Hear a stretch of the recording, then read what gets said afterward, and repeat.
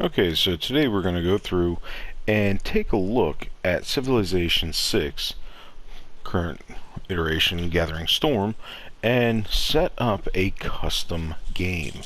So we're going to go in, do single player as a start. We're going to go down to create game. So this is your basic startup. You can go through just as a quick set your difficulty, set game speed, which map type you want, which map size, and then whichever game modes. Now, this is for a quick setup. If you want, you can go into the advanced setup where you have a lot more options. You can choose your different city states, but I advise doing this after you pick your map and then pick your size. Some map options don't have the ability to change that up, so we'll go to continents.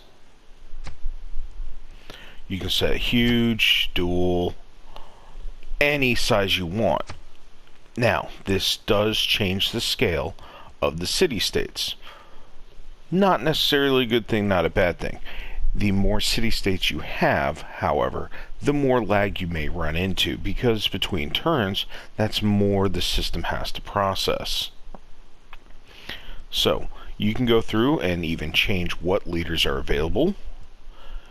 Do you want resources at an abundant, or do you want it absolutely sparse? Make things a little bit more difficult. You can go through, choose which city-states are available. Natural wonders, you can add or remove whatever you want. Now, the fun part of the world age is the older it is, the less hills, mountains, volcanoes, as you can see here. Or you can go to random or new to make the terrain a lot more user unfriendly. Starting positions, everyone likes to go to legendary. You get a lot of nice abundant resources right at your starting position. Good for new players. A little bit challenging. You can always go to standard. World temperature. So obviously this is going to set the tone for what terrain you're going to see. A lot more tundra and snow versus desert.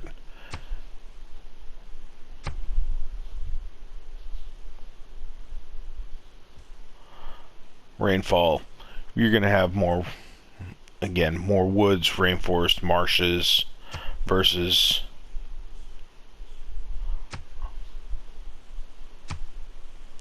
again, more deserts. More or less, that's the more rainfall you have, the more indigenous plant life is going to grow in theory on this. Sea levels, you're going to have higher or lower waters. We'll go over to victory conditions. You can set up how do you want the game to be scored.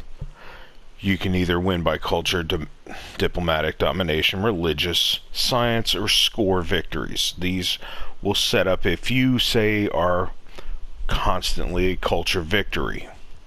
You can eliminate that from the scoring. Game options. This is going to be your overall game difficulty.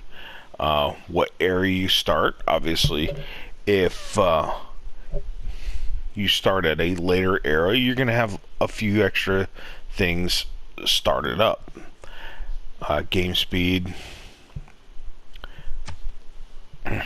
just takes a little bit longer for everything to process. Your timers and everything.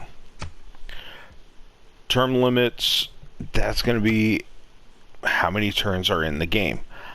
I like going max, no turn limits whatsoever, because let's face it, it's fun to take your time and go through and not have to worry about, oh no, I've only got 10 turns remaining in the game. A lot of fun. So these are just a couple of stipulations you can put in. No duplicate civilizations, duplicate leaders, barbarians, teams, tribal villages. Game modes. This is a newer addition to Sid Meier's Civilization. You have the Barbarian Clans mode, which is really interesting because you can actually pit these against other players and use them as a secondary militia type. Dramatic Ages obviously gets rid of your normal ages. It's either golden or dark. That's all there is. Heroes and Legends gives you the ability to recruit heroes and legends and whatnot. Now, this one I personally like. Monopolies and corporations. You get multiple types of a luxury. You can actually go through and set up a corporation and get a little bit more revenue. Secret societies, obviously, it's going to allow your government to join secret societies, which have long-term benefits. Zombie defense mode. Now, these little buggers are quite resilient and can be quite annoying. So, if you want an added level of difficulty, this would be a good way to go. Now, Apocalypse mode, I've played around with this, and it just adds in a lot more difficulties when it comes to natural disasters.